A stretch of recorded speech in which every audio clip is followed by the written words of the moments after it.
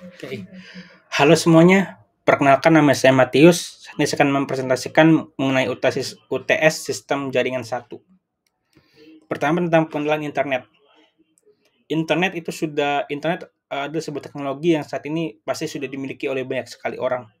Dan dengan internet kita dapat mengakses yang namanya itu informasi. Dan juga dengan internet kita dapat melakukan komunikasi. Nah, komunikasi sendiri adalah hal yang penting bagi kehidupan kita, sama seperti kebutuhan lain, contohnya seperti kebutuhan terhadap udara, makanan, dan juga air di dunia hari-hari ini. Nah, karena dengan ada internet, hal tersebut memungkinkan kita untuk dapat berkomunikasi secara global tanpa batasan. Bahkan kita dapat mengakses informasi dari belahan bumi lain dengan sangat cepat. Jadi dengan ada internet benar-benar menghancurkan boundary yang tadinya dimiliki.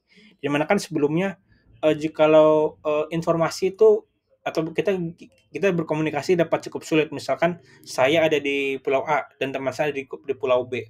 Nah, untuk dapat berkomunikasi sebelum ada internet kita harus susah-susah payah dulu untuk pergi ke pulau teman kita itu.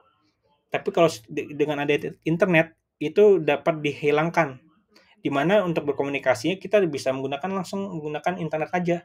Contoh bisa menggunakan aplikasi chat, atau bahkan jika ingin bisa bertemu muka secara dengan muka, kita bisa menggunakan aplikasi seperti Zoom ataupun Google Meet.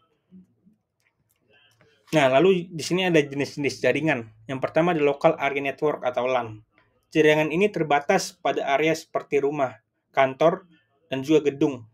LAN sendiri digunakan untuk berbagi sumber daya di dalam lingkungan yang terbatas.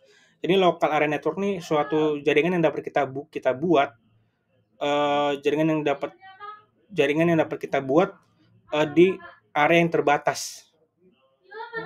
Lalu yang kedua ada wide area network atau WAN. Jaringan ini mencakup area yang lebih luas daripada LAN. Bahkan dapat melintasi kota, negara, atau bahkan benua. Dan WAN sendiri digunakan untuk menghubungkan jaringan lokal yang berbeda secara geografis. Selanjutnya tentang basic switch dan end device konfigurasi. Sistem operasi atau operating system adalah sebuah perangkat lunak yang mendasar dalam sebuah komputer yang mengatur dan mengelola sumber daya perangkat keras, menjadikan layanan umum bagi program-program komputer. Nah, sistem operasi berperan sebagai perantara antara pengguna dan juga perangkat keras komputer, sehingga memungkinkan pengguna untuk dapat berinteraksi dengan komputer dan menjalankan aplikasi. Nah, di sini ada 3 bagian tentang sistem operasi. Yang pertama itu adalah shell. Shell merupakan user interface yang mengizinkan pengguna untuk secara spesifik request task dari komputer. Nah, permintaan tersebut bisa berasal dari command line ataupun GUI interface. Yang kedua ada yang namanya kernel. Nah, kernel adalah komunikasi antara hardware dan juga software yang akan mengatur bagaimana resource hardware digunakan untuk memenuhi kebutuhan software. Lalu ada yang namanya hardware. Ini adalah bagian fisik dari sebuah komputer.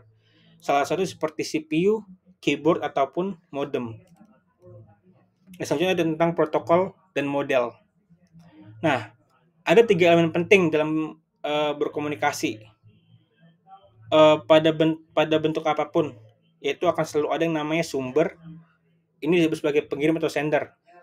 Juga akan ada yang namanya tujuan. Ini disebut sebagai penerima atau receiver. Serta akan juga ada yang namanya media atau saluran yang akan menyediakan jalurnya.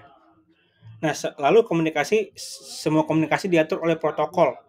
Dan protokol adalah sekumpulan aturan yang akan diikuti oleh komunikasi dan aturan. Dan aturan ini akan bervariasi tergantung pada protokolnya itu apa. Kalau contoh protokol tuh ada, kalau di internet tuh ada yang namanya HTTP atau HTTPS. Kayak gitu.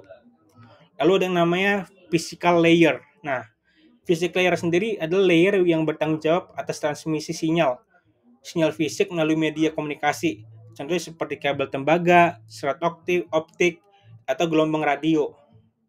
Layer fisik telah ada sejak awal pengembangan jaringan komputer dan berfungsi untuk mengirim data melalui media fisik. Lalu ada yang namanya subnetting. Nah, subnetting adalah sebuah proses untuk membagi suatu jaringan IP menjadi subnet yang lebih kecil. Tujuannya adalah untuk mengoptimalkan penggunaan alamat IP dan mengatur lalu lintas jaringan dengan lebih efisien. Nah, dalam subnetting, suatu jaringan IP yang awalnya memiliki alamat IP dan subnet max tunggal dibagi menjadi beberapa subnet dengan subnet max yang berbeda-beda.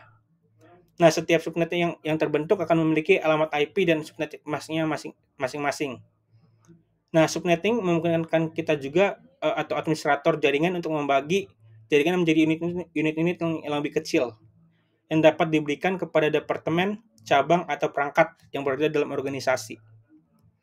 Oke, sekian presentasi saya. Jikalau teman-teman memiliki pertanyaan atau feedback, teman-teman bisa tolong tulis di bagian komentar video ini ya. Terima kasih.